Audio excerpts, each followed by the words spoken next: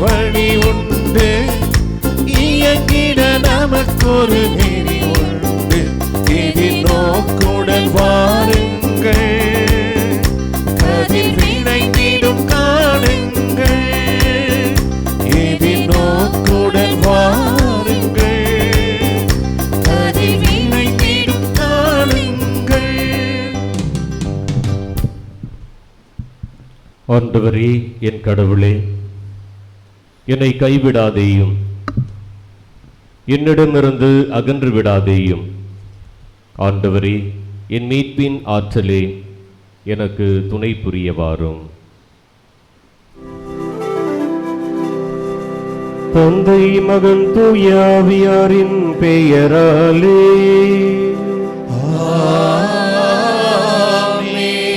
நம் ஆண்டவராகிய இயேசு கிறிஸ்துவின் அருளும் கடவுளின் அன்பும் தூய ஆவியாரின் நட்புறவும் உங்கள் அனைவரோடும் இருப்பதாக.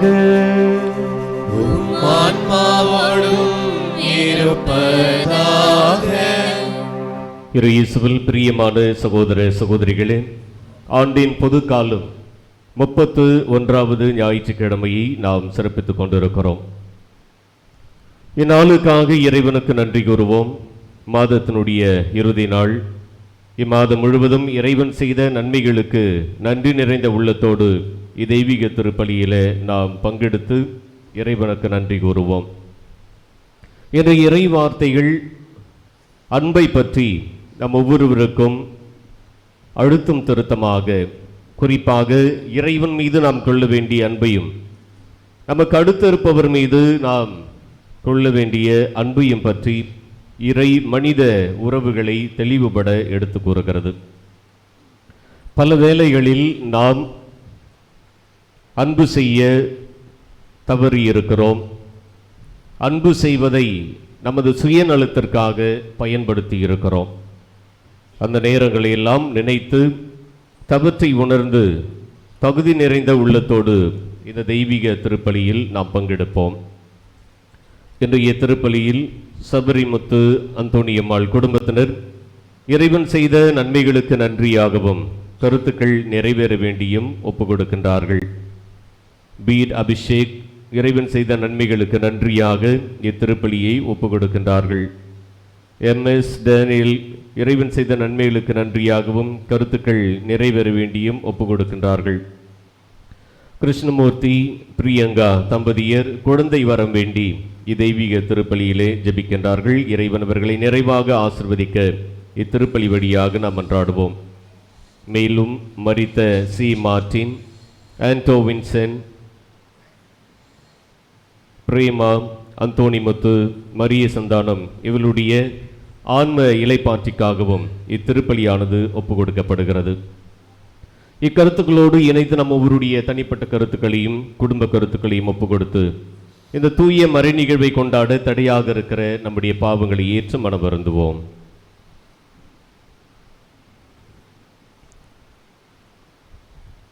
எல்லாம் வல்ல இறைவனிடமும் சகோதர சகோதரிகளே, உங்களிடமும் நான் பாவியனை ஏற்றுக்கொள்கின்றேன். ஏனெனில் என் சிந்தனையாலும் சொல்லாலும் செயலாலும் கடமையில் தருவதாலும் பாவங்கள் பல செய்தேன். என் பாவமே, என் பாவமே, என் பெரும் பாவமே. ஆகையால் எப்பொழுதும் கன்னியான புனித மரியாவையும் வானதூதர் புனிதர் அனைவரையும் சகோதர சகோதரிகளே உங்களையும் நாம் இறைவனாகிய ஆண்டவரிடம் எனக்காக வேண்டிக் கொள்ள மன்றாடுகின்றேன். இல்லாமல இறைவன் நம் மீது இரக்கம் வைத்து நம் பாவங்களை மன்னித்து நம்மை நிலை வாழ்விற்கு அழைத்து செல்வாராக. ஆமென்.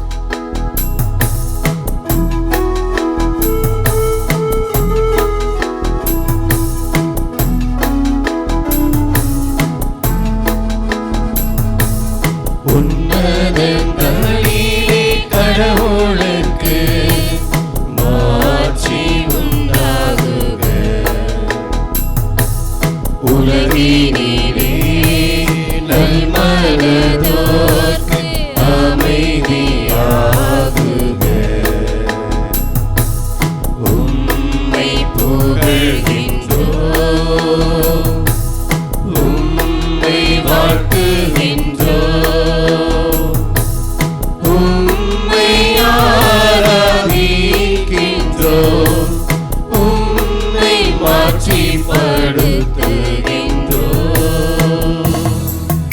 உமது மேலான மாட்சியின் பொருட்டு உமக்கு நன்றி கூறுகின்றோம். ஆண்டவராகிய இறைவா, வானுலக அரசரே, எல்லாம் வல்ல தந்தையாகிய இறைவா, ஒரே மகனாய் உதித்த ஆண்டவரே, இயேசு கிறிஸ்துவே, ஆண்டவராகிய இறைவா, இறைவனின் செம்மறியே, தந்தையின் திருமகனே, உலகின் பாவங்களை போக்குபவரே, எங்கள் மேல் இரக்கமாயிரும். உலகின் பாவங்களை போக்குபவரே, எங்கள் மன்றாட்டை ஏற்றருளும். தந்தையின் வலப்பக்கம் வீற்றிருப்பவரே, எங்கள் மேல் இரக்கமாயிரும். இலகில் இயேசு கிறிஸ்துவே, நீர் ஒருவரே தூயவர், நீர் ஒருவரே ஆண்டவர், நீர் ஒருவரே உன்னத தூய ஆவியாரோடு தந்தையாகிய இறைவனின் மாட்சியில் இருப்பவர் நீரே.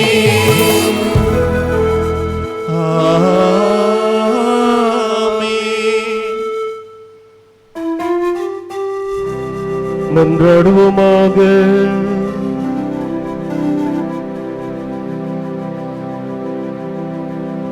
எல்லாம் வல்லவரும் இரக்கமுள்ளவருமான இறைவா, உமது அருட்செயலால் தான் உம் நம்பிக்கையாளர் உமக்கு ஏற்ற வகையில் சிறப்பான ஊழியம் புரிகின்றனர். இவ்வாறு நீர் வாக்களித்தவற்றை பெற்றுக்கொள்ள தடையின்றி விரைந்து செல்ல எங்களுக்கு அருள்வீராக. உமோடு தூயாவியாரின் ஒன்றிப்பில் இறைவனாய் என்றென்றும் வாழ்ந்து ஆட்சி செய்கின்ற அவர் வழியாக உம்மை மன்றாடுகிறோம். ஆமென்.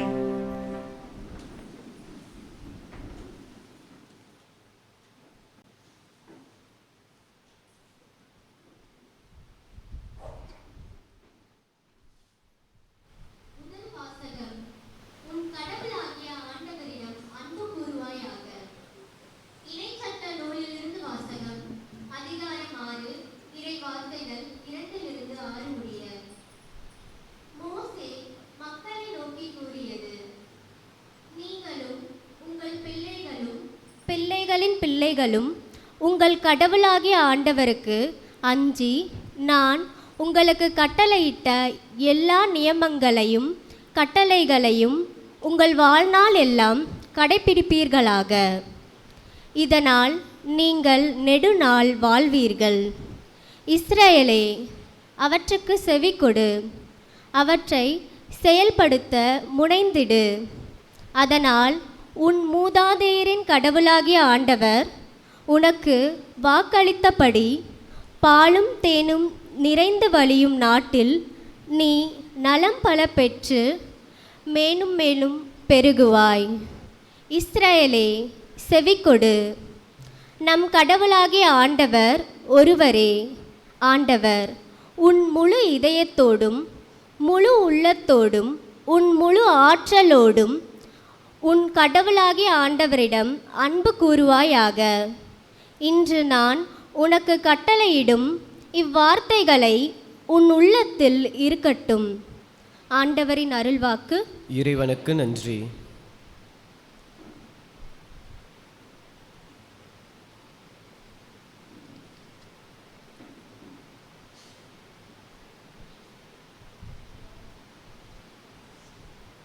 பதிலுரை பாடல். உங்கள் பதில்: என் ஆற்றலாகிய ஆண்டவரே, உம்மிடம் நான் அன்பு கூறுகிறேன். என் ஆற்றலாகிய ஆண்டவரே, உம்மிடம் நான் அன்பு கூறுகின்றேன்.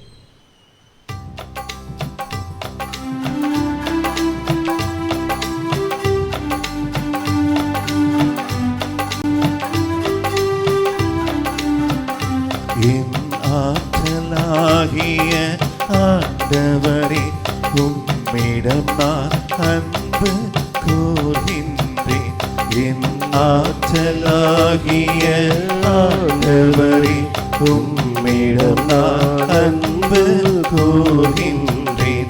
என் ஆற்றலாகிய ஆண்டவரே, உம்மிடம் நான் அன்பு கூறுகின்றேன்.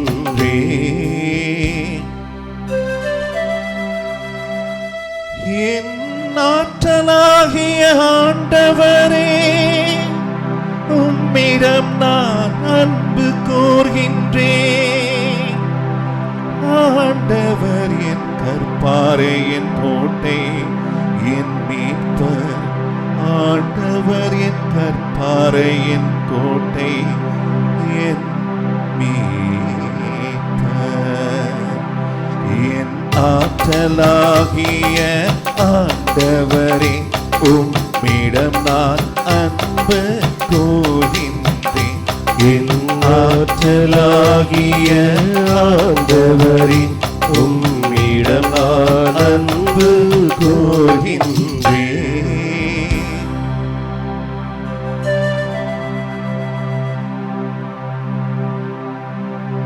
என் இறைவன், நான் புகலிடம் தேடும் மலை, அவரே என் கேடயம். எனக்கு மீட்பளிக்கும் வல்லமை, என் அரண். போற்றுதற்குரிய ஆண்டவரை நோக்கி நான் மன்றாடினேன்.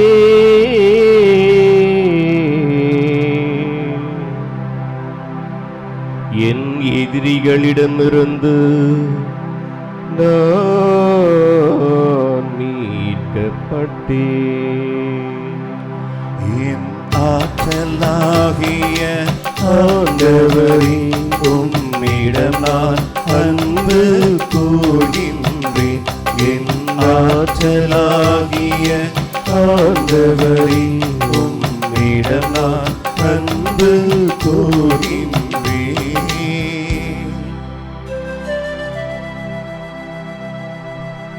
ஆண்டவர் உண்மையாகவே வாழ்கின்றார். என் கற்பாரையாம் அவர் போற்ற பெறுவாராக. என் மீட்பராம் கடவுள் மாட்சி உருவாராக. தாம் ஏற்படுத்திய அரசருக்கு மாபெரும் வெற்றியை அளிப்பவரவர். தாம் திருப்பொழிவு செய்த தாவீதுக்கும்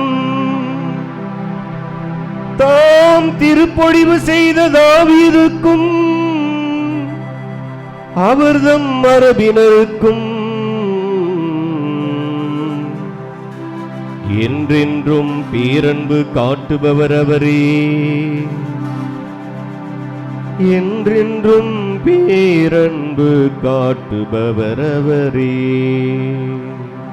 என் ஆற்றலாகிய ஆண்டவரே, உம்மிடம் நான் அன்பு கூர்கின்றேன். என் ஆற்றலாகிய ஆண்டவரே, உம்மிடம் நான் அன்பு கூர்கின்றேன்.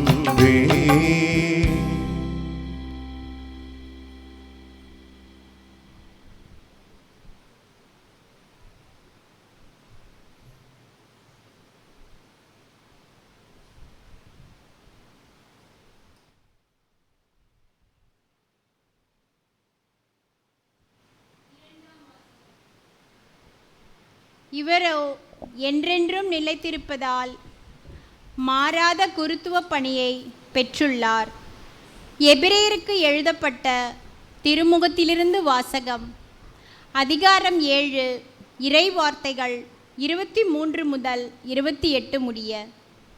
சகோதர சகோதரிகளே, லேவியர் குலத்தைச் சார்ந்த குருக்கள் சாவுக்கு ஆளானவர்களாய் இருந்ததால் தம் பணியில் நிலைத்திருக்க முடியவில்லை. வேறு பலர் தொடர்ந்து குருக்களாயினர்.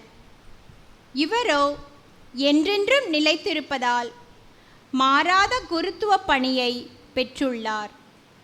ஆதலின் தம் வழியாக கடவுளிடம் வருபவரை அவர் முற்றும் மீட்க வல்லவராய் இருக்கிறாய்.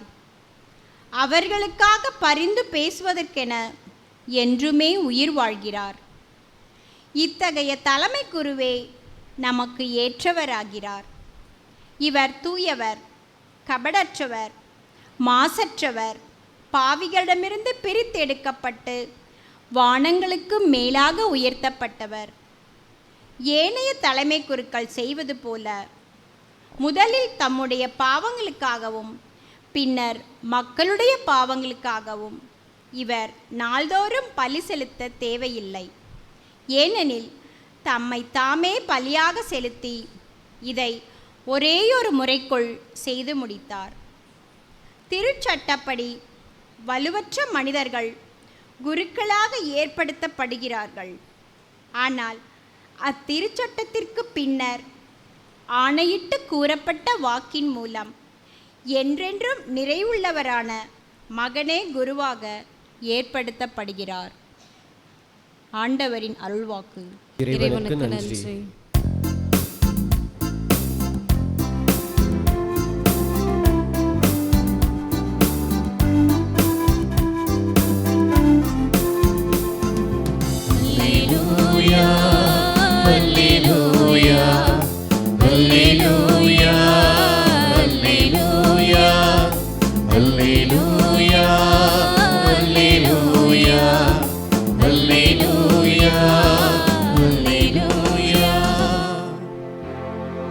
என் மீது அன்பு கொண்டுள்ளவர் நான் சொல்வதை கடைப்பிடிப்பார். என் தந்தையும் அவர் மீது அன்பு கொள்வார். நாங்கள் அவரிடம் வந்து அவருடன் குடிக்கொள்வோம் என்கிறார் ஆண்டவர். அல்லேலூயா, அல்லேலூயா, அல்லேலூயா, அல்லேலூயா, அல்லேலூயா, அல்லேலூயா. ஆண்டவர் உங்களோடு இருப்பாராக. உம் ஆன்மாவோடும் இருப்பாராக. மார்க்கு எழுதிய தூய நற்செய்தியிலிருந்து வாசகம். ஆண்டவரே, மாட்சி உமக்கே. அதிகாரம் 12, இறை வார்த்தைகள் 28 முதல் 34 முடிய. அக்காலத்தில் மறைநூல் அறிஞர் ஒருவர் இயேசு சதுசேயர்களுக்கு நன்கு பதில் கூறிக் கொண்டிருப்பதைக் கண்டு அவரை அணுகி வந்து, அனைத்திலும் முதன்மையான கட்டளை எது என்று கேட்டார். அதற்கு இயேசு, இஸ்ராயேலே கேள், நம் ஆண்டவராகிய கடவுள் ஒருவரே ஆண்டவர். உன் முழு இதயத்தோடும் முழு உள்ளத்தோடும் முழு மனத்தோடும் முழு ஆற்றலோடும் உன் ஆண்டவராகிய கடவுளிடம் அன்பு கூர்வாயாக என்பது முதன்மையான கட்டளை. உன் மீது நீ அன்பு கூர்வது போல் உனக்கு அடுத்திருப்பவர் மீதும் அன்பு கூர்வாயாக என்பது இரண்டாவது கட்டளை. இவற்றை விட மேலான கட்டளை வேறு எதுவும் இல்லை என்றார்.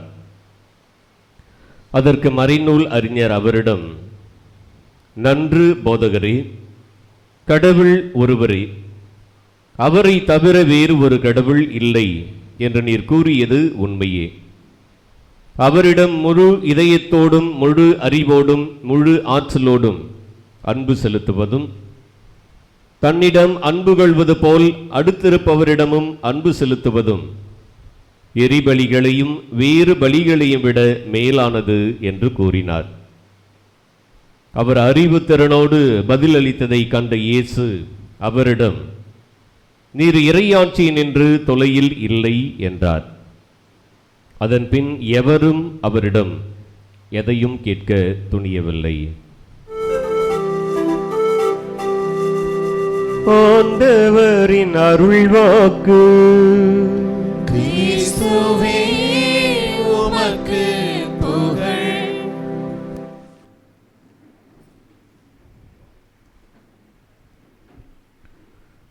இயேசுவில் பிரியமான சகோதர சகோதரிகளே, அமெரிக்காவில் ஒரு முறை ஒரு சமூகவியல் துறையில் ஒரு ஆய்வு மேற்கொள்வதற்காக அந்த துறை தலைவர்கள் தங்களுடைய துறையை சார்ந்த மாணவர்களை மிகவும் பின்தங்கிய ஏழ்மையில் இருக்கிற ஒரு பகுதிக்கு அனுப்புகிறாங்க. அந்த பகுதியிலே சென்று 200 இளைஞர்களை அவர்கள் தேர்வு செய்கிறார்கள். அந்த 200 இளைஞர்களிடத்திலும் கேள்வி கேட்கிறார்கள். உங்களுடைய எதிர்காலம் எப்படி இருக்க போகிறது, எதிர்காலம் குறித்தான உங்களுடைய திட்டங்கள் என்ன என்பதை நிறைய ஒரு கொஸ்டினர் மாதிரி ரெடி பண்ணி அவங்க கிட்ட கொடுத்து, அந்த ஆய்வின் முடிவிலே இப்படிப்பட்ட ஒரு செய்தியை அவர்கள் தங்களுடைய கல்லூரிக்கு தருகிறார்கள். நாங்கள் ஆய்வு மேற்கொண்ட 200 இளைஞர்கள் அவர்களிடம் கேட்கப்பட்ட கேள்விகள் எதிர்காலம் குறித்தான அல்லது அவர்கள் வாழ்ந்து கொண்டிருக்கிற இப்போதைய சூழல் இதையெல்லாம் வைத்து பார்க்கிற பொழுது இந்த இளைஞர்களுக்கு எதிர்காலம் என்பதே இல்லை. இவருடைய வாழ்க்கையில் முன்னேறுவார்களா என்பதை தெரியவில்லை. அந்த அளவுக்கு இவர்களுடைய வாழ்வு அமைந்திருக்கிறது, வாழ்வியல் சூழல் அமைந்திருக்கிறது அப்படின்னு சொல்லி ஒரு முடிவை அவர்கள் கொடுத்து விடுகிறார்கள். வருடங்கள் கடந்து ஓடுகிறது. 25 ஆண்டுகள் கழித்து அந்த கல்லூரியிலே ஒரு பேராசிரியர் அந்த ஆய்வை எடுத்து பார்க்கிறார், ஆய்வு முடிவுகளை பார்க்கிறார். இப்படி கொடுத்திருக்கிறார்களே, 25 வருடங்கள் கடந்திருக்கிறது, இப்பொழுது அந்த இளைஞர்களை, அப்பொழுது இளைஞர்களாக இருந்தவர்கள் 25 ஆண்டுகள் கடந்து விட்டது, அவர்களை சென்று பார்ப்போம் என்று இன்னொரு குரூப் அங்கே அனுப்புகிறாங்க. கல்லூரி மாணவர்களை அனுப்பி அந்த 200 பேரிடத்தில் மீண்டுமாக ஆய்வு மேற்கொள்ள செய்கிறார்கள். அதில் ஏறக்குறைய ஒரு 20-25 பேர் இறந்து விட்டு இருக்கிறார்கள். மீதம் இருக்கிறவர்களிடத்தில் பார்க்கிறார்கள். அப்பொழுது அவர்கள் முடிவு கொடுக்கிறார்கள், இந்த இளைஞர்கள் அப்பொழுதைய இளைஞர்களாக இருந்த இவர்கள் வாழ்க்கையில் மிகவும் முன்னேறியவர்களாக இருக்கிறார்கள், வாழ்க்கையிலே உயர்ந்த ஒரு இடத்துல இருக்கிறார்கள், நன்றாக வேலை செய்கிறார்கள், குடும்பத்தை நன்றாக கவனித்துக் கொள்ளுகிறார்கள் என்ற ஒரு முடிவை அவர்கள் தருகிறார்கள். எல்லாருக்கும் ஒரே ஆச்சரியமாக இருந்தது. என்ன நடந்தது என்று அதே இடத்திற்கு நேரடியாக சென்று அவர்களை பார்க்கிறார்கள். அதில் ஒரு சிலர் வழக்கறிஞர்களாக இருக்கிறார்கள், ஒரு சிலர் உயர் பதவிகளில் இருக்கிறார்கள், ஒரு சிலர் சமூக அக்கறையோடு செயல்படுகிறவர்களாக இருக்கிறார்கள். அவர்களெல்லாம் அழைத்து கேட்கிற பொழுது அவர்கள் அனைவருமே சொன்ன ஒரு வார்த்தை, இதற்கெல்லாம் காரணம் எங்களுடைய ஆசிரியர் அப்படின்னு சொல்லி. அந்த ஆசிரியரை அழைத்து, நீங்கள் என்ன செஞ்சீங்க, ஆய்வு முடிவு 25 வருடத்திற்கு முன்பாக இப்படி கொடுக்கப்பட்டது, இவங்க யாரும் உருப்பட மாட்டாங்க, இவர்களுக்கு எதிர்காலமே இல்லை, இவர்கள் வாழ்கிற சூழல் ஏற்றதாக இல்லை அப்படின்லாம் கொடுத்தாங்க. ஆனால் இன்றைக்கு இந்த மாணவர்கள் அப்பொழுதைய சூழலிலே நீங்கள் இந்த பிள்ளைகளுக்கு வகுப்பெடுத்திருக்கிறீர்கள், பாடம் கற்றுக் கொடுத்திருக்கிறீர்கள், உங்களை தான் இவர்கள் மேற்கோள் காட்டுகிறார்கள், அப்படி என்ன செய்தீர்கள் என்று சொல்லுகிற பொழுது அந்த ஆசிரியர் சொன்ன ஒரே ஒரு வார்த்தை, நான் அவர்களை அன்பு செய்தேன். உண்மையாக நான் அவர்களை அன்பு செய்தேன். உங்களை யார் அன்பு செய்கிறார்களோ இல்லையோ, நான் உங்களை அன்பு செய்கிறேன். உங்களோடு கூட நான் பயணிக்கிறேன். உங்களுக்கு என்ன உதவி வேண்டுமானாலும் கேளுங்கள், அதை என்னால் இயன்ற வரையில் நான் செய்கிறேன். வாழ்க்கையில் உங்களுடைய இலக்கை அடைய எப்படியாவது எனக்கு தெரிந்த நபர்களையாவது வைத்து நான் உங்களை வழி சேர்க்கிறேன் என்று சொல்லி ஒவ்வொரு நாளும் அந்த பிள்ளைகளை நான் உண்மையாக அன்பு செய்தேன். அந்த பிள்ளைகளுக்காக உண்மையாக நான் பாடத்தை எடுத்தேன். பாடத்தை கற்பிப்பதை காட்டிலும் அதோடு கூட சேர்ந்து அவர்களுக்கு நிறைய அறிவுரைகளையும் நான் கொடுத்து வளர்த்தேன் அப்படின்னு சொன்னார். அந்த ஒரு ஆசிரியருடைய உண்மையான அன்பு எப்படிப்பட்ட ஆய்வுகளையும் கடந்தது. முடியாது, இவருடைய வாழ்க்கையின் எதிர்காலம் கிடையாது என்றெல்லாம் சொன்ன அந்த முடிவை மாற்றி இருக்கிறது என்று சொன்னாங்க. எனக்கு உண்மையிலேயே இந்த அன்பின் வல்லமை, அன்பினுடைய ஆழம் அகலம் நீளம் என்ன என்பதை அறிந்து கொள்ளதான் இன்றைக்கு இறைவார்த்தை நம் ஒவ்வொருவரையும் அழைக்கிறது. முதல் வாசகத்திலும் நற்செய்தி வாசகத்திலும் நாம் ரொம்ப தெளிவாக வாசிக்க கேட்டோம். எந்த அளவுக்கு கடவுள் நம்மை அன்பு செய்தார், எந்த அளவுக்கு நாம் திரும்ப அந்த கடவுளை அன்பு செய்ய வேண்டும்.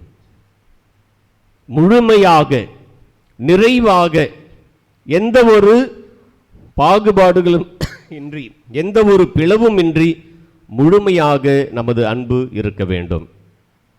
இதனுடைய அடிப்படையில் பார்க்கிற பொழுது எனக்கு கட்டளைகளை பற்றி சொல்றாங்க. திருச்சட்ட அறிஞர் ஒருவர் இயேசுவிடம் வந்து முதன்மையான கட்டளை எது அப்படின்னு கேட்கிறார். ஏன் இந்த கட்டளைகளை பற்றி அவர் கேட்க வேண்டும் என்று சொல்லுகிற பொழுது நாம் விவிலிய வரலாற்றுக்கு செல்ல வேண்டும். யூத சமயத்திலே 613 கட்டளைகள் இருந்தது என்பது நம்ம எல்லாருக்குமே தெரியும். அடிக்கடி நாம் கேள்விப்பட்டிருக்கிறோம் மறையுரைகளில். 613 கட்டளைகள் மோயிசனால் கொடுக்கப்பட்டது. இந்த கட்டளைகளை தாவீது என்ன பண்றாருன்னா 11 கட்டளைகளாக ரொம்ப சுருக்கிடுறார். திருப்பாடல் 15 நம்ம வாசித்தோம் அப்படின்னு சொன்னா இந்த 11 கட்டளைகள் என்ன என்பது தெளிவாக கொடுக்கப்பட்டிருக்கிறது. இன்னைக்கு அப்படியே ஒரு சில விவிலிய ஒரு பாடம் மாதிரி நம்ம இதை எடுப்போம். கொஞ்சம் வேகமாக வாசிங்க. திருப்பாடல் 15.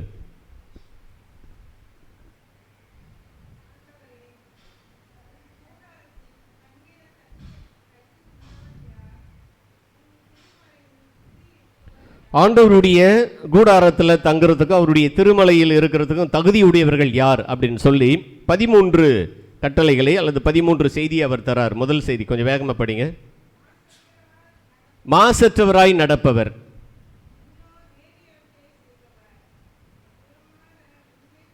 உளமாற உண்மை பேசணும், நாவினால் புறம் கூறாமல் இருக்கணும், தன்னுடைய தோழர்களுக்கு எந்த ஒரு தீங்கும் செய்யக்கூடாது, எனக்கு அடுத்து இருக்கிற நெய்பர்ஸ், எனக்கு பக்கத்து வீட்டுக்காரன் நான் பழித்து பேசக்கூடாது, நெறி தவறி கெட்ட வழியில் போகிறவங்களை நான் இழிவானவர்களாக கருதணும், அவங்களோடு சேர்ந்து நான் போகக்கூடாது, ஆண்டவருக்கு யாரெல்லாம் அஞ்சி நடக்கிறாங்களோ அவங்கள நான் உயர்வாக மதிக்கணும், எனக்கு எவ்வளோ கஷ்டம் வந்தாலும் சரி நான் கொடுத்த வாக்குறுதியிலிருந்து தவறி போகக்கூடாது. இன்னைக்கு நம்ம நிறைய இடத்துல பார்க்குறோம் வட்டிக்கு விடுறது. தன் பணத்தை வட்டிக்கு யாரும் கொடுக்கக்கூடாது. பணம் இருந்தால் கொடுத்து உதவுங்க, அதே பணத்தை திரும்ப வாங்கிக்கங்க, கொடுத்துட்டு வட்டியோடு சேர்த்து கொடுங்க அப்படிலாம் சொல்லக்கூடாது. மாசற்றவருக்கு எதிராக, எந்த ஒரு பாவமும் செய்யாதவனுக்கு எதிராக லஞ்சம் வாங்கிறது, கையூட்டு பெறுறது, இதெல்லாம் கூடாது. ஆக இந்த 11 கட்டளைகளாக தாவீது திருப்பாடல் 15 613 சுருக்கி சொல்லிறார். இந்த 613 கட்டளைகளும் இந்த தாவீது கொடுத்த 11 கட்டளைகளில் இருக்கிறது. தாவீது கொடுத்த இந்த 11 கட்டளைகளை எசாயா என்ன பண்றாருன்னா சுருக்கி 6 கட்டளைகளாக கொடுக்கிறார்.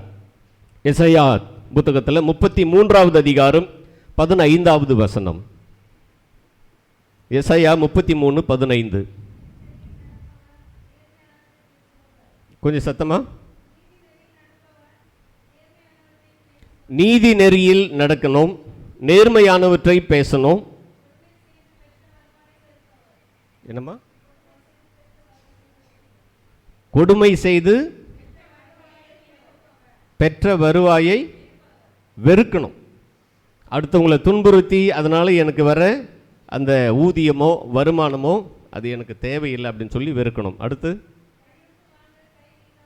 லஞ்சம் வாங்கிறதுக்கு கையை நீட்டாதவங்க, கையூட்டு வாங்க கை நீட்டாதவர்கள்.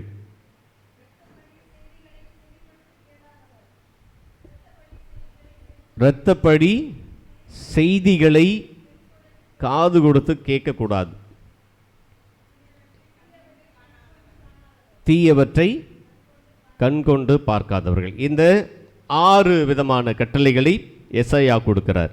எசாயா கொடுத்த இந்த 6 கட்டளைகளை மீகா என்ன பண்றாருன்னா சுருக்கி 3 கட்டளைகளாக கொடுக்கிறார். மீகா புத்தகத்தில் 6வது அதிகாரம் 8வது வசனம்.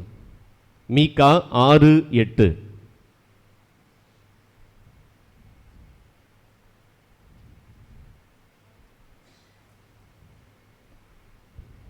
மீகா 6:8 வாசிங்க. நல்லது எது என்று கடவுள் உனக்கு காட்டியிருக்கிறார் இல்லையா, அது என்னென்னு சொல்றாங்க பாருங்க. 3. நேர்மையை கடைபிடி, இரக்கம் கொள்வதில் நாட்டம் கொள், கடவுளுக்கு முன்பாக தாழ்ச்சியோடு நடந்துக்க. ஆக மீகா இது எல்லாத்தையும் சுருக்கி 3 சொல்றார். கடவுள் முன் தாழ்ச்சியா நடந்துக்க, நீதியோட இரு, இரக்கமுள்ள மனிதனா இரு அப்படின்னு சொல்றார். மீகா கொடுத்த இந்த 3 கட்டளைகளை பிற்காலத்தில் வந்த 2ஆம் எசாயா என்று அழைக்கப்படுகிற அந்த புத்தகத்தில் 2 கட்டளைகளாக கொடுக்குறாங்க. எசாயா 56வது அதிகாரம் 1வது வசனம். எசாயா 56:1.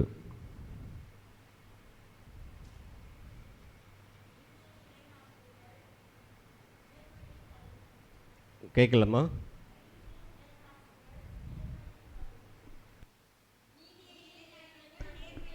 ரெண்டே தான். நீதியை நிலைநாட்டு, நேர்மையை கடைபிடி.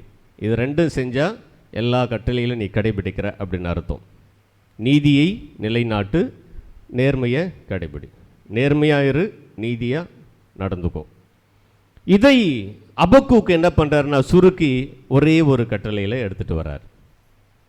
இறைவாக்கினர் அபக்கூக் புத்தகத்தில் 2வது அதிகாரம் 4வது வசனம். வாசிக்கிறவங்க கொஞ்சம் சத்தமாக வாசிங்க. அபக்கூக் 2:4.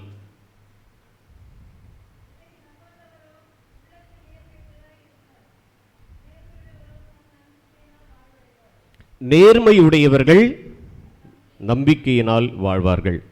ஆகவே நீங்கள் வாழணும்னு ஆசைப்படுறீங்களா? நேர்மையாக இருங்க. அந்த நேர்மை எதில் வெளிப்பட வேண்டுமென்றால் நீங்கள் கொண்டிருக்கிற நம்பிக்கையில் வெளிப்பட வேண்டும். 613 கட்டளைகளை சுருக்கி ஒரே கட்டளையில் எடுத்துட்டு வந்துட்டாங்க. இப்படி இந்த கட்டளைகள் எல்லாம் தெரிந்து கொண்ட இந்த திருச்சட்ட அறிஞர் என்ன பண்ணுறாரு, இன்னைக்கு இயேசுவை கொஞ்சம் சோதிக்கிறார். சரி, இயேசு என்ன சொல்றாரு பார்க்கலாமே. ஆகவே அவர் இயேசுவிடத்தில் வந்து அனைத்திலும் முதன்மையான கட்டளை எது? இப்படி நிறைய பேர் நிறைய சொல்லிக்கிறாங்க இல்லையா. நீங்கள் பெரிய இறைவாக்கினர், வல்ல செயல் செய்கிறீங்க, நீங்கள் சொல்லுங்க பார்க்கலாம், அனைத்திலும் முதன்மையான கட்டளை எது? ஆண்டவர் ரொம்ப தெளிவாக சொல்கிறார். அனைத்திலும் முதன்மையான கட்டளை இஸ்ராயேலுக்கு நம் ஆண்டவராகிய கடவுள் ஒருவரே ஆண்டவர். அப்படிப்பட்ட ஒரே கடவுளை உன் முழு இதயத்தோடும், முழு உள்ளத்தோடும், முழு மனதோடும், முழு ஆற்றலோடும் அன்பு செய்யணும். ரொம்ப தெளிவாக சொல்லிவிட்டார். அவன் நினைச்சான் இதோடு நிறுத்திடுவார் அப்படின்னு சொல்லி. ஆனால் ஆண்டவர் இயேசு இன்னொன்றையும் சேர்த்து சொல்லுகிறார். இன்னைக்கு அவர் சொன்ன அந்த முதல் பகுதி தான் நாம் இணைச்சட்ட நூல் 6 அதிகாரத்தில் 4 to 9 வரைக்கும் இன்னைக்கு நாம் வாசிக்க கேட்டோம். இணைச்சட்ட நூலிலே இன்னைக்கு நாம் வாசிக்க கேட்டது அதுதான். 6வது அதிகாரம் 4 to 9 வரைக்கும் கடவுளை எப்படி அன்பு செய்யணும். இரண்டாவதாக இயேசு அவன் எதிர்பாராத ஒரு பதிலை தருகிறார். லேவியர் புத்தகம் 19வது அதிகாரம் 18வது வசனம். லேவியர் 19:18.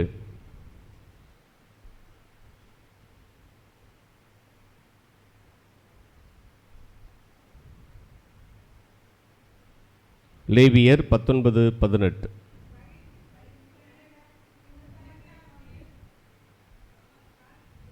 பழிக்கு பழி என உன் இனத்தார் மீது காழ்ப்பு கொள்ளாதே. இதுதான் முக்கியமானது. உன் மீது நீ அன்பு கூறுவது போல உனக்கு அடுத்து இருப்போர் மீதும் அன்பு கூறுவாயாக. இது அவன் எதிர்பார்க்கவே இல்லை. முதன்மையான கட்டளை எது அப்படின்னு மட்டும்தான் கேட்டான். ஏன்னா அவனுக்கு தெரியும் அது. ஆனால் ஆண்டவர் இயேசு அவனோடு இருந்து இந்த இரண்டாவதையும் கொடுக்கிறார். அதோடு சேர்த்து உன்னை நீ அன்பு செய்வது போல உனக்கு அடுத்திருப்பவரையும் அன்பு செய். கடவுளை அன்பு செய்து விடலாம், எனக்கு அடுத்து இருக்கிறவங்களை அன்பு செய்ய முடியுமா? கஷ்டம். ஆனாலும் அவன் தன்னை நேர்மையாளர் அப்படின்னு காட்டிக்கிறதுக்கு இயேசுவே அவன் புகழ்ந்து பேசுகிறான். நீ சொன்னதெல்லாம் ரொம்ப கரெக்ட் அப்படின்னு சொல்லி. இப்படிப்பட்ட ஒரு சூழலில்தான் அன்பு என்றால் என்ன என்பதை, அதிலும் குறிப்பாக கடவுள் குறித்தான அன்பு. கடவுளை நாம் ரொம்ப எல்லாவற்றுக்கும் மேலாக அன்பு செய்கிறோம். கடவுளிடத்தில் நாம் அன்பு கொண்டிருக்கிறோம் என்று சொன்னால் சக மனிதரிடத்திலும் நாம் அன்பு கொள்ள வேண்டும். யோவான் தன்னுடைய திருமுகத்தில் ரொம்ப தெளிவாக சொல்லுவார், நான் கடவுளை அன்பு செய்கிறேன் என்று சொல்லிக்கொண்டு தன் சகோதர சகோதரிகளை வெறுப்பவர்கள் பொய்யர்கள் அப்படின்னு சொல்றார். என் சகோதர சகோதரிகளை நான் வெறுக்கிறேன் என்று சொன்னால், என் சகோதர சகோதரிகளுக்கு எதிராக நான் இருக்கிறேன் என்று சொன்னால் நிச்சயமாக உண்மையான கடவுள் அன்பு என்னிடத்தில் இருக்காது. அந்த கடவுள் அன்பு முழுமையாக இருக்கணும். அதுதான் சொல்றாங்க. எல்லாமே முழுமை, முழு இதயத்தோடு, முழு உள்ளத்தோடு, முழு மனதோடு, முழு ஆற்றலோடு. என்னுடைய இதயம், என்னுடைய உள்ளம், என்னுடைய ஆற்றல், என்னுடைய மனம் எல்லாமே இறைவனில் முழுமையாக இருக்கணும். இங்க பாதி அங்க பாதியா இருக்கக்கூடாது. ஆக முழுமை பெறுகிற என்னுடைய அன்பை கடவுள் பார்க்கிற பொழுது அந்த அன்பினால் என்னை இன்னும் அதிகமாக வாழ்க்கையில் கடவுள் உயர்த்துகிறார்.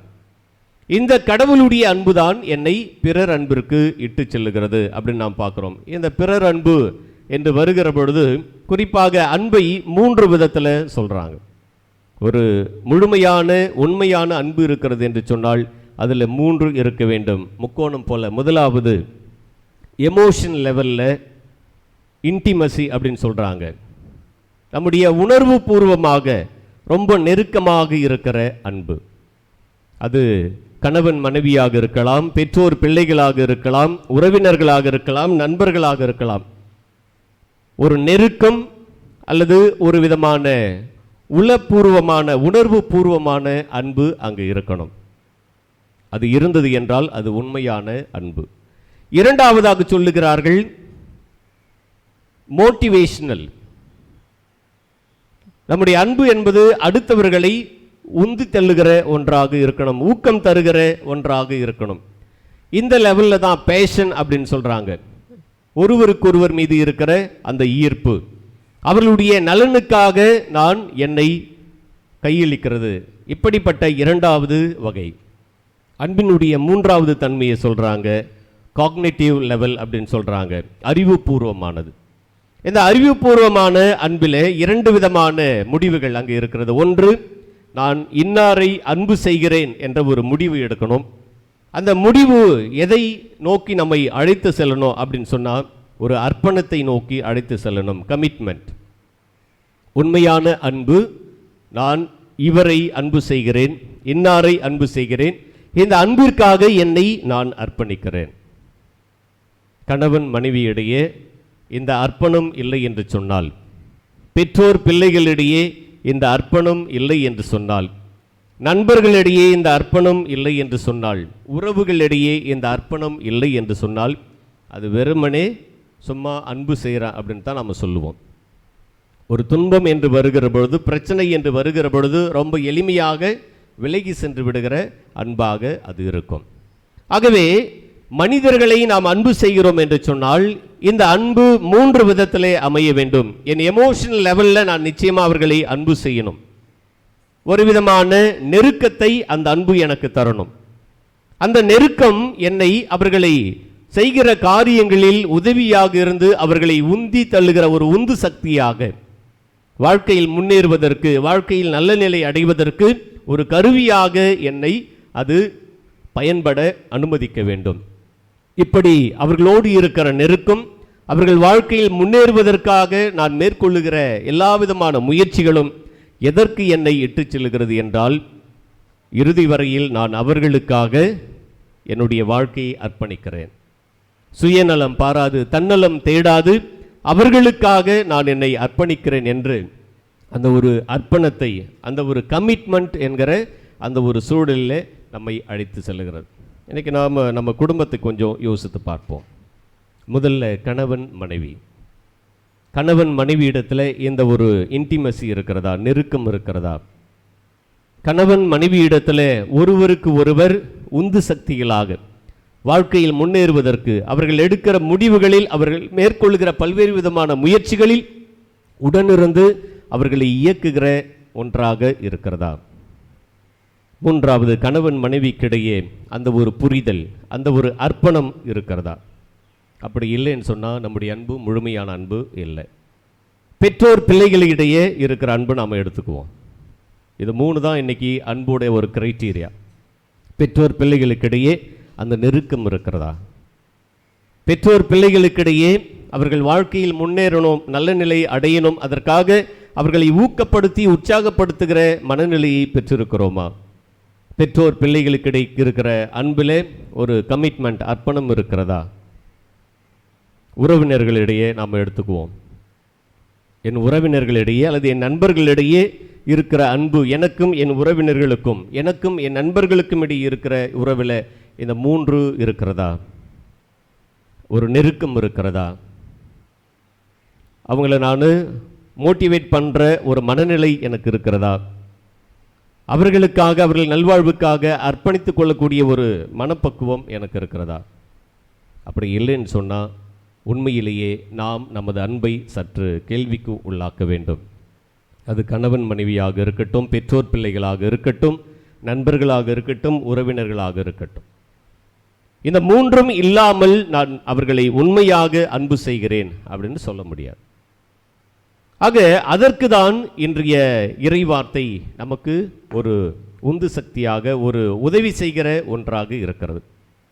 முழுமையான அன்பை நான் கடவுளிடம் செலுத்தினேன் என்றால், நான் கடவுளிடம் கொண்டிருக்கிற அந்த முழுமையான அன்பு என்னை, என் உடன் வாழ்கிற என் சகோதர சகோதரிகளை அன்பு செய்ய தூண்டும், சும்மா இருக்க விடாது. ஒவ்வொரு முறையும் நாம் சிலுவை அடையாளம் வரைகிறோம் இல்லையா? இந்த சிலுவை அடையாளம் வரைகிற பொழுது முதலில் நாம் நெற்றியில் கை வைக்கிறோம். நெற்றி என்பது எதை குறிக்கிறது? குறிப்பாக மனசு அப்படின்னு சொல்லுவோம். அப்போ என் முழு மனதோடு இறைவா நான் உன்னை அன்பு செய்கிறேன், ஒவ்வொரு முறையும் நெற்றியில் கை வைக்கும்போது. 2வது, மார்பில் கை வைக்கிறோம், இதயம். என் முழு இதயத்தோடு இறைவா நான் உன்னை அன்பு செய்கிறேன். 3வது, தோள்பட்டை, வலிமை. என் முழு வலிமையோடு, முழு ஆற்றலோடு கடவுளே நான் உன்னை அன்பு செய்கிறேன். ஆக இன்றிலிருந்து ஒவ்வொரு முறையும் சிலுவை அடையாளம் வரைகிற பொழுது, இறைவா என் முழு மனதோடும், என் முழு இதயத்தோடும், என் முழு ஆற்றலோடும் நான் உன்னை அன்பு செய்கிறேன். உன் மீது கொண்டிருக்கிற அன்பிலிருந்து எதுவும் என்னை பிரித்து விடாத அளவுக்கு நீர் என்னை பார்த்து கொள்ளும் அப்படின்னு சொல்லி ஒவ்வொரு முறையும் சிலுவை அடையாளம் வரைகிற பொழுது நாம் கடவுளிடத்தில் எந்த ஒரு வருத்திற்காக ஜெபிப்போம். ஏனென்றால் கடவுளுடைய அன்பிலிருந்து பிரிப்பதற்கு நிறைய காரணிகள் என்று இருக்கிறது. அல்லது பாதி பாதி, ஆற்றுல ஒரு கால் சேத்துல ஒரு கால், அல்லது மதில் மேல் பூனை மாதிரி, இப்படியா அப்படியா. கடவுளுடைய அன்பிலிருந்து நம்மை பிரிப்பதற்கு நிறைய காரணிகள் இருக்கிறது. குறிப்பாக இந்த கொரோனா பெருந்தொற்றின் காலத்தில் நிறைய பேர் மனவேதனைக்கு உட்பட்டு இருக்கிற நேரத்தில் கடவுளையே மறந்து போகிற, கடவுளை விட்டு விலகி போகிற சூழல்லாம் இருக்கிற இந்த ஒரு சூழலில் இந்த ஒரு ஜெபம் ஒவ்வொரு முறையும் சிலுவை அடையாளம் வரைகிற பொழுது, இறைவா, என் முழு மனதோடும், என் முழு இதயத்தோடும், என் முழு ஆற்றலோடும் அல்லது வலிமையோடும் நான் உன்னை அன்பு செய்கிறேன், இந்த அன்பிலிருந்து எதுவும் என்னை பிரிக்காத அளவுக்கு பார்த்து கொள்ளுங்க அப்படின்னு சொல்லி நம்ம கடவுளிடத்தில் ஒரு விண்ணப்பத்தை வைப்போம். ஏனென்றால் கடவுள் நம்மை முழுமையாக அன்பு செய்தார். யோவான் நற்செய்தியில் நம்ம வாசிக்கிறோம் 3வது அதிகாரம் 16வது வசனம். தன் ஒரே மகன் மீது நம்பிக்கை கொள்ளும் எவரும் அழியாமல் நிலைவாழ்வு பெறும் பொருட்டு அந்த மகனை அழிக்கக்கூடிய அளவுக்கு கடவுள் இந்த உலகின் மீது அன்பு கூர்ந்தார். தன் ஒரே மகனை இந்த உலகத்திற்காக, இந்த உலகின் மீது கொண்ட அன்பிற்காக கடவுள் கையளித்தார், முழுமையாக கையளித்தார். இயேசுவும் தன்னை முழுமையாக கையளித்தார் என்றால், இன்றைக்கு இயேசுவை நம்புகிற, இயேசுவை பின்பற்றுகிற நீங்களும் நானும் நம்மையே முழுமையாக அவருக்கு கொடுக்கணும். அவருக்கு நாம் முழுமையாக நம்மை கையளிக்கிற பொழுது அந்த அன்பின் வெளிப்பாடு நம்முடன் வாழ்கிற சகோதர சகோதரிகளையும் அன்பு செய்வதற்கு நம்மை தூண்ட வேண்டும். ஆக இந்த திருப்பலியில் முழு இதயத்தோடு, முழு மனதோடு, முழு ஆற்றலோடு, முழு வலிமையோடு கடவுளை அன்பு செய்ய, கடவுளை அன்பு செய்வது, என் சகோதர சகோதரிகளை அன்பு செய்வதில் வெளிப்பட இறைவன் நமக்கு துணை புரியணும் அப்படின்னு சொல்லி நாம் தொடர்ந்து மன்றாடுவோம். இறைவன் நம் ஒவ்வொருவரையும் நிறைவாக ஆசிர்வதிப்பார்.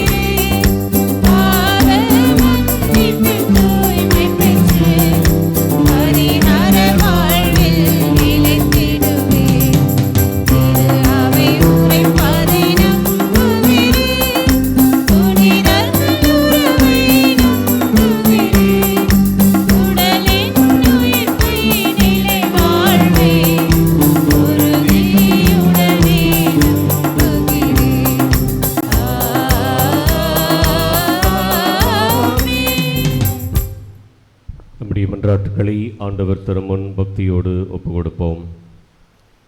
அனைத்தையும் படைத்தருளும் எம் இறைவா, எம் திரு அவையின் திருத்தந்தை, ஆயர்கள், இருபால் துறவியர், பொதுநிலையினர் திரு அவையோடு மறைபணியை சிறப்புடன் செய்ய தேவையான ஞானத்தையும் விவேகத்தையும் பெற்றிடவும், சுயநலன்களை நோக்காமல் இயேசுவை பின்பற்றவும், மற்றவர்களுக்கு சேவை புரியவும் வரங்களை தந்தருள வேண்டுமென்று இறைவா உம்மை மன்றாடுகின்றோம்.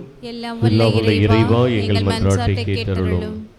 எமக்கு இறங்கும் தாவீதின் மகனே எம் இறைவா, தொற்று நோயின் தாக்கத்திலிருந்து முழுமையாக விடுதலை பெறவும், வருங்காலத்தில் எம் சந்ததியினர் நற்சுகமும் மனபலமும் பொருளாதார வளர்ச்சியும் பெற்று இவ்வுலகில் உமது செயல் வீரர்களாய் பணி செய்திட அவர்களுக்கு ஞானத்தையும் திடமான நம்பிக்கையும் தந்தருள வேண்டும் என்று இறைவா உம்மை மன்றாடுகின்றோம்.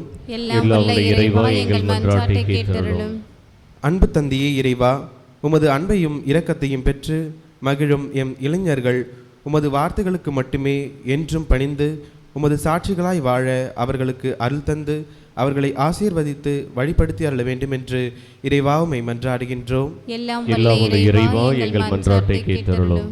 துன்பங்களை நீக்குபவராம் இறைவா, உலகெங்கும் நீதிக்காகவும் அமைதிக்காகவும் எங்கும் உமது மக்களின் துன்பங்களை நீக்கி அவர்கள் விரும்பும் நீதியும் அமைதியும் நிறைந்த உலகை உருவாக்கிட வேண்டும் என்று இறைவாவுமை மன்றாடுகின்றோம். எல்லாம் வல்ல இறைவா, எங்கள் மன்றாட்டை கேட்டருளும். நம்ம ஒவ்வொருடைய தனிப்பட்ட கருத்துக்களுக்காக மௌனமாக ஜெபிப்போம்.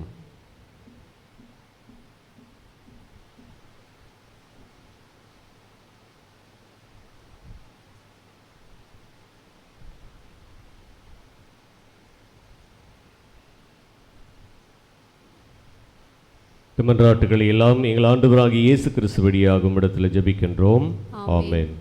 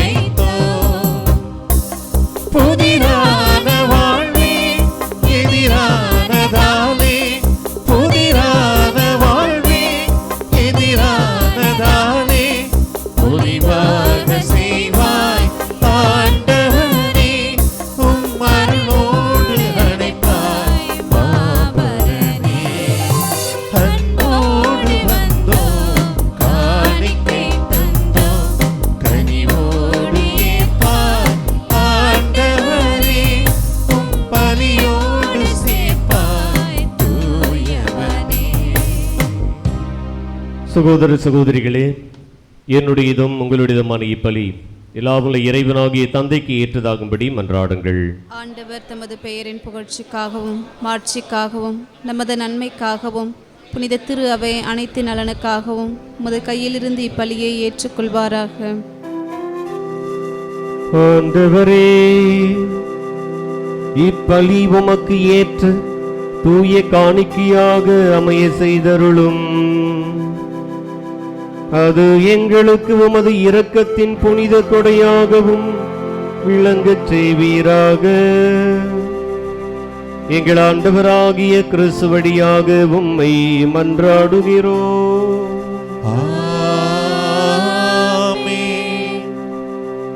ஆண்டவர் உங்களோடு இருப்பாராக.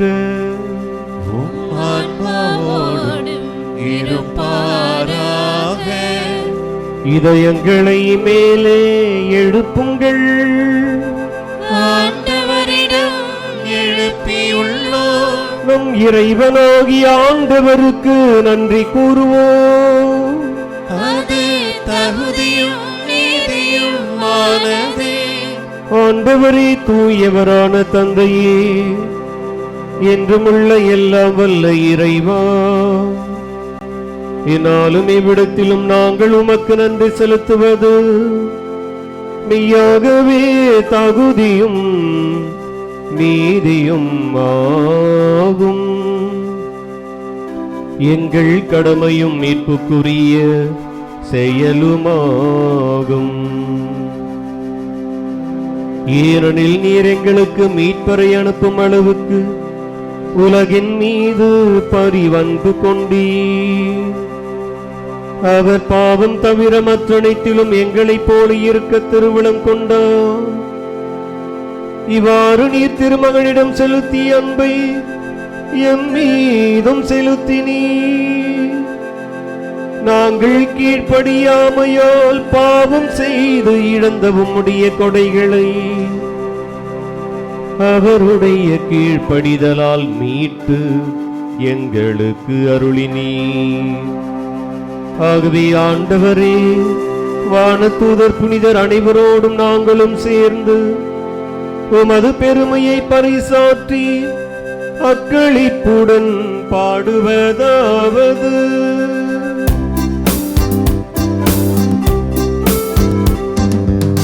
தூயவர் தூயவர் தூயவர் வான்படைகளின் கடவுளாம் ஆண்டவர். விண்ணகமும் மண்ணகமும் உமது மாட்சியால் நிறைந்துள்ளன.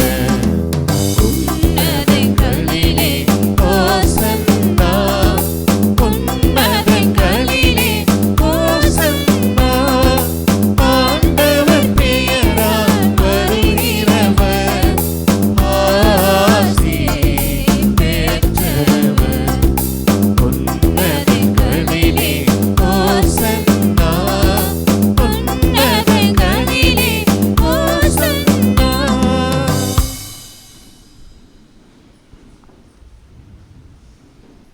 ஆண்டவரே, மெய்யாகவே தூயவர், தூய்மை அனைத்திற்கும் ஊற்று. ஆகவே உம்முடைய ஆவியை பொழிந்து இக்காணிக்கைகளை தூய்மைப்படுத்த உம்மை வேண்டுகின்றோம். இவ்வாறு எங்கள் ஆண்டவர் இயேசு கிறிஸ்துவின் உடலும் இரத்தமுமாக எங்களுக்கு இவை மாறுவனவாக.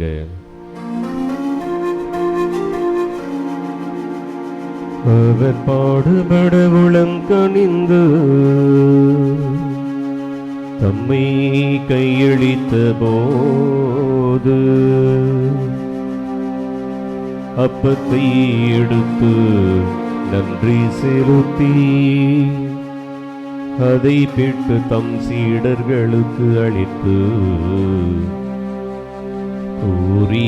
கூறியதாவது: அனைவரும் இதிலிருந்து பெற்று உண்ணுங்கள், ஏனெனில் இது உங்களுக்காக கையளிக்கப்படும் என் உடல்.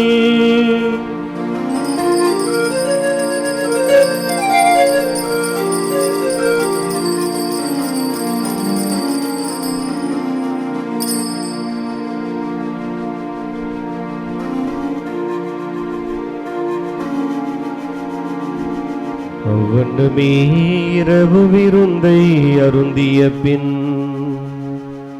கிண்ணத்தையும் எடுத்து மீண்டும் உமக்கு நன்றி கூறி தம் சீடர்களுக்கு அளித்து அவர் கூறியதாவது: அனைவரும் இதிலிருந்து பெற்று பருகுங்கள்,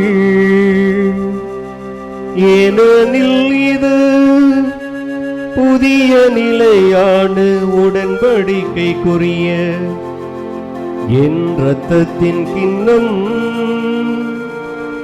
இது பாவ மன்னிப்புக்கென்று உங்களுக்காகவும் பலருக்காகவும் சிந்தப்படும். இதை என் நினைவாக செய்யுங்கள்.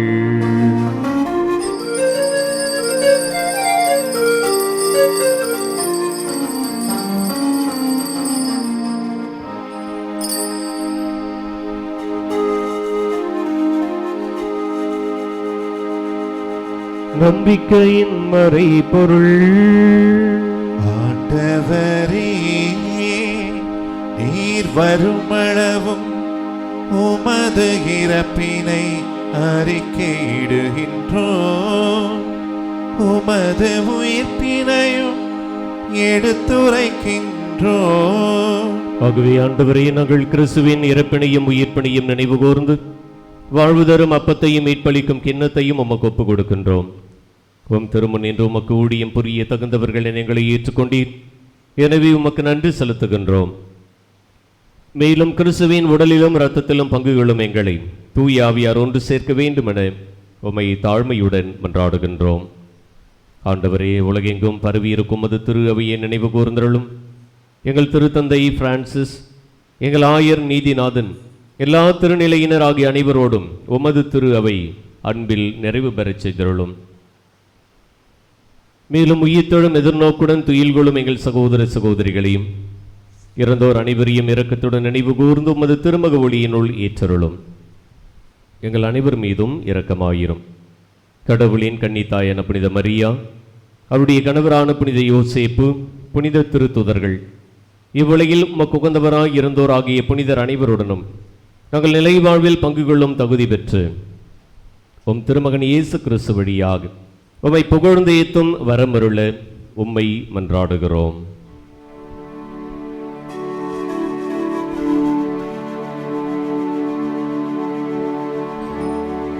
இவர் வழியாக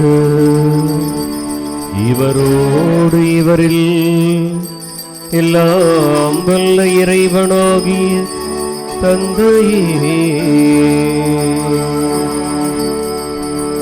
தூயாவியாரின் ஒன்றிப்பு எல்லா புகழும் மாட்சியும்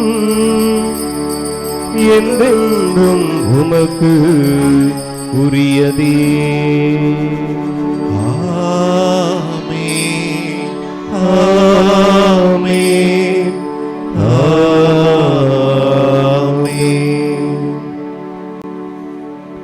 மீட்பரின் கட்டளையால் கற்பிக்கப்பட்டு இறை படிப்பினையால் பயிற்சி பெற்ற நாம் துணிந்து சொல்வோம். விண்ணுலகில் இருக்கிற எங்கள் தந்தையே, உமது பெயர் தூயதென போற்ற பெறுக. உமது ஆட்சி வருக. உமது திருவுள்ளம் விண்ணுலகில் நிறைவேறுவது போல மண்ணுலகிலும் நிறைவேறுக.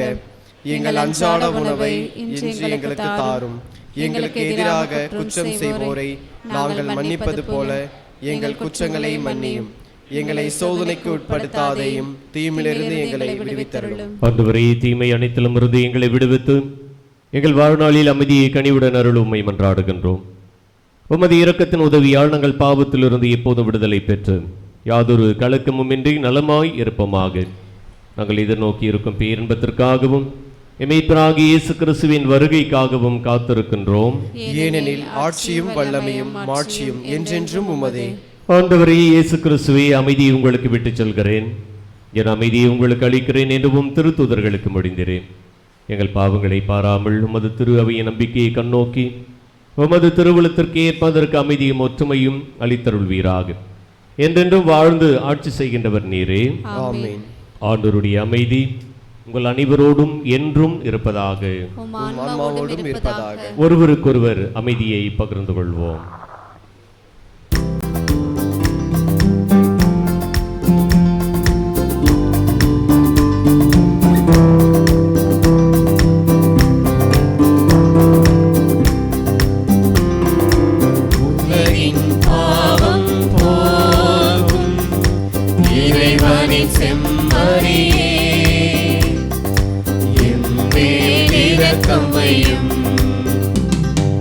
உலகின் பாவம் போக்கும் இறைவனின் செம்மறியே,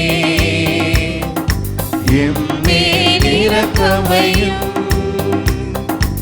உலகின் பாவம் போக்கும் இறைவனின் செம்மறியே, எமக்கு அமைதி அருளும்.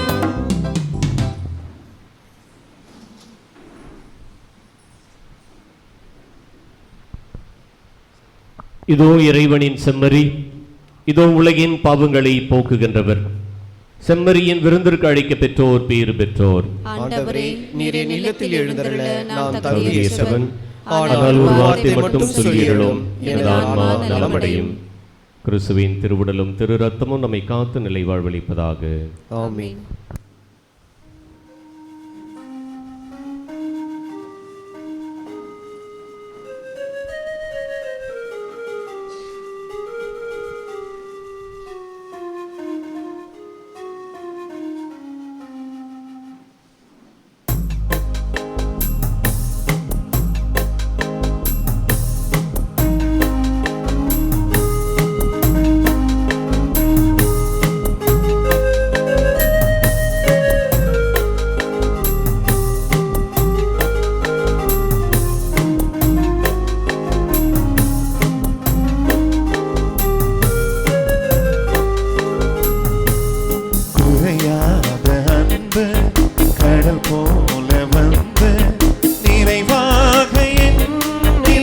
அலை மோதுதே அந்த அலை மீது இயேசு அசைந்தாடி வரவே பல கோடி கீதம் உருவாகுதே.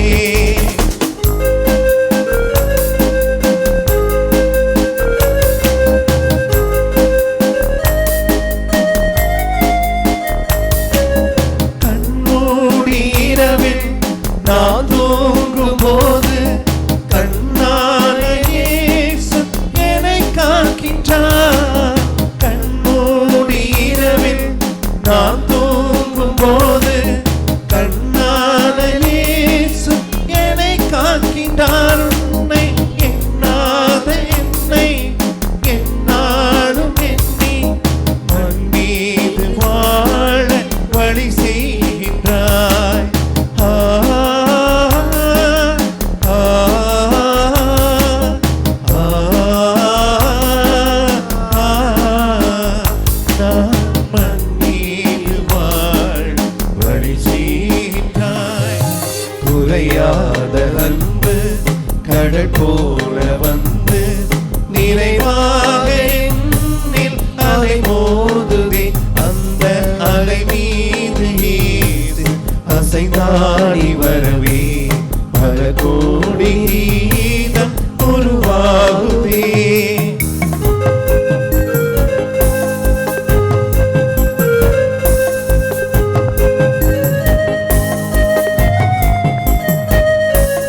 அடிவானம் தோன்றும் விழிவெள்ளி என்றும் தொடர்கின்ற இரவின் முடிவாகுமே. அடிவானம் தோன்றும் விழிவெள்ளி என்றும் தொடர்கின்ற இரவின் முடிவாகுமே. மண்ணில் துடிக்கின்ற ஏழை அடிக்கின்ற கண்ணீர் துடைக்கின்ற இயேசு அரசாகுமே. ஆ ஆ ஆ ஆ கண்ணீர் தொடர்கின்ற இயேசு அரசாகுமே. குறையாத அன்பு கடல் போல வந்து நினைவாக அந்த அலை மீது அசைந்தாடி வரவே பல கோடி கீதம் உருவாகுதே.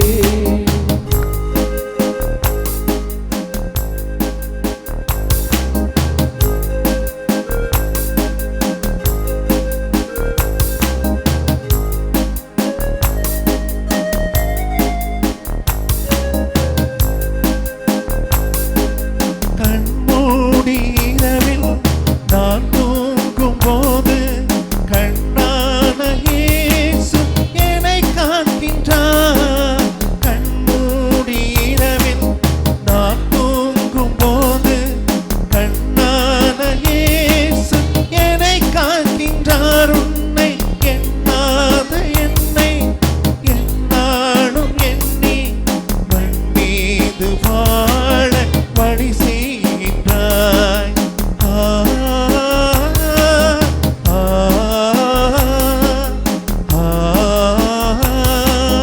ஆ நான் மண் மீது வாழ வழி செய்கின்றாய். குறையாத அன்பு கடல் போல வந்து நிறைவாக என்னில் அலை மோதுதே அந்த அலை மீது இயேசு அசைந்தாடி வரவே பல கோடி கீதம் உருவாகுதே.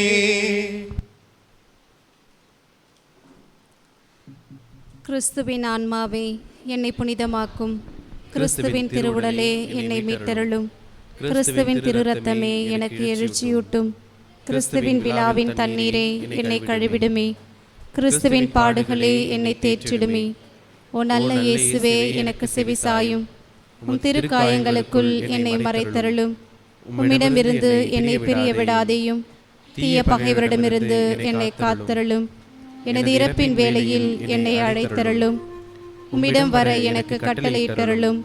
புனிதர்களோடு எக்காலமும் உம்மை புகழச் செய்யும். ஆமேன். புனித யோசேப்பிடம் ஜெபம். மீட்பரின் காவலரே, புனித கன்னி மரியாவின் கணவரே வாழ்க. கடவுள் தம் ஒரே மகனை உம்மிடம் ஒப்படைத்தார். மரியா உம்மேல் தம் நம்பிக்கையை வைத்தார். உம்முடன் கிறிஸ்து மனிதரானார். பேறு பெற்ற புனித யோசேப்பே, எங்களுக்கும் நீர் தந்தையாக இருக்கின்றீர் என்பதை உணரச் செய்து வாழ்க்கை பாதையில் எம்மை வழிநடத்தியருளும். அருளையும் இரக்கத்தையும் உறுதியையும் எங்களுக்கு பெற்றுத்தந்து எல்லா தீமைகளிலிருந்தும் எம்மை பாதுகாத்தருளும். ஆமீன். புனித யோசேப்பே, எங்களுக்காக வேண்டிக் கொள்ளும். நமது ஆலய கட்டுமான நிறைவை விரைவாக்க இறைவனிடம் மன்றாடுவோம். எங்கள் தாயும் தந்தையுமாகிய இறைவா, வானங்கள் உமது மாட்சி வெளிப்படுத்த, வான்வெளி உமது கைகளின் வேலைப்பாட்டை விவரிக்க படைப்பையே உம் மாபெரும் கோயிலாக்கிக் கொண்டீர். இதில் வாழும் எங்களுடன் முத நெருக்கமான நிரந்தரமான உடனிருப்பை உறுதி செய்து கொள்ள மிக புனிதம் நிறை திருவுறைவிட தலத்தை விரும்பி மோசே வழியாக ஏற்பாடு செய்து கொண்டீர். காலம் நிறைவேறிய போது பெண்ணிடம் பிறந்தவராக உம் மகனிகள் மத்தியில் குடிகொள்ள திருவிழமானீர். துறைப்பாக்கம் இடைவிடா சகாயமாதா ஆலய இறை சமூகமாகிய நாங்கள் எங்கள் பங்கு ஆலயத்தை கட்டி எழுப்ப விழைந்து முனைந்து முன்னெடுத்து நிறைவே நெருங்கி கொண்டிருக்கும் நிலையில் உம் பேரிருக்க அருள் உதவியை உருகி வேண்டுகின்றோம். தந்தையின் உண்மை இயல்புக்கேற்ப உள்ளத்தில் வழிபடும் உம் இறையாட்சி குடும்பமாக நாங்கள் உமக்குகந்த தூய உயிருள்ள பலியாக உள்ளார்ந்த வழிபாட்டில் எங்களையே நேர்ந்தளிக்கும் இத்திருக்கோயிலாக இது விரைவில் நிறைவு பெற எங்கள் முயற்சிகளை ஒருங்கிணைத்து வழிநடத்த அருள் கூர்வீராக. இவ்வாறு இத்திருவிடத்திலும் எல்லா இடங்களிலும் புகழ்ச்சியும் பெருமையும் ஞானமும் நன்றியும் மாண்பும் வல்லமையும் வலிமையும் என்றென்றும் உமக்கே உரியதாகுக. ஆமென்.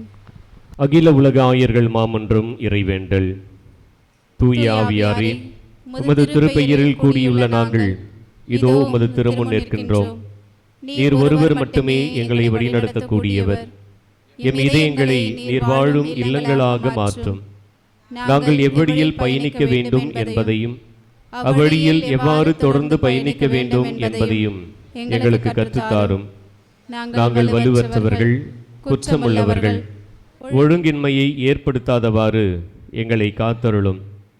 எங்கள் அறியாமையால் தவறான வழிகளில் செல்லாதவாறும் பாகுபாடுகள் எங்கள் செயல்களை மேற்கொள்ளாதவாறும் தொடர்ந்து காத்தருளும். உம்மிலே எம் ஒற்றுமையை கண்டு உண்மையானதும் சரியானதுமான பாதையிலிருந்து விலகாமல் நாங்கள் அனைவரும் ஒன்றிணைந்து நிலை வாழ்வை நோக்கி பயணிப்போமாக. இந்த எம் மன்றாட்டுக்களை எல்லாம் தந்தையாம் இறைவனோடும் திருமகனாம் இயேசுவோடும் என்றென்றும் ஒன்றிணைந்து எந்நாளும் எவ்விடத்திலும் செயலாற்றும் உம்மை நோக்கி மன்றாடுகின்றோம். ஆமென்.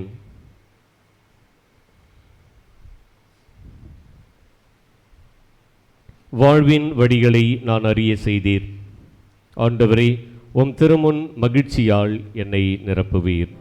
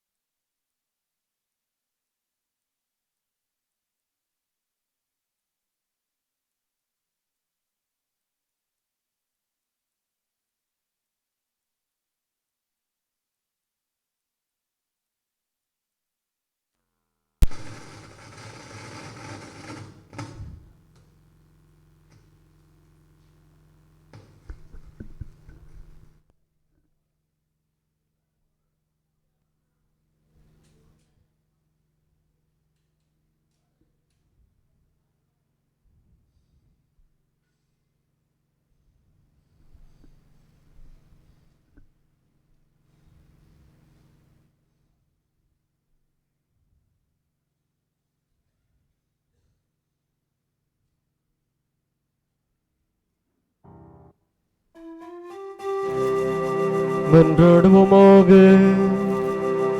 ஆண்டவரே, ஆற்றல் மிகுந்த உமது செயலெம்மில் பெருகச் செய்ய உம்மை வேண்டுகின்றோ. இவ்வாறு விண்ணக அருள் அடையாளங்களால் ஓட்டம் பெற்ற நாங்கள் உமது கொடையால் அவை அளிக்கும் வாக்குறுதிகளை பெற்றுக்கொள்ள தயார் செய்வோமாக. எங்கள் ஆண்டவராகிய கிறிஸ்து வழியாக உம்மை மன்றாடுகிறோம். ஆமென். ஆண்டவர் உங்களோடு இருப்பாராக. உம் ஆன்மாவோடும் இருப்பாராக. எல்லாம் வல்ல இறைவன் தந்தை, மகன், தூய ஆவியார் உங்களுக்கு ஆசி வழங்குவாராக. ஆமென். சென்று வாழுங்கள். திருப்பலி நிறைவுற்றது. இறைவனுக்கு நன்றி. அனைவரும் அமர்வோம்.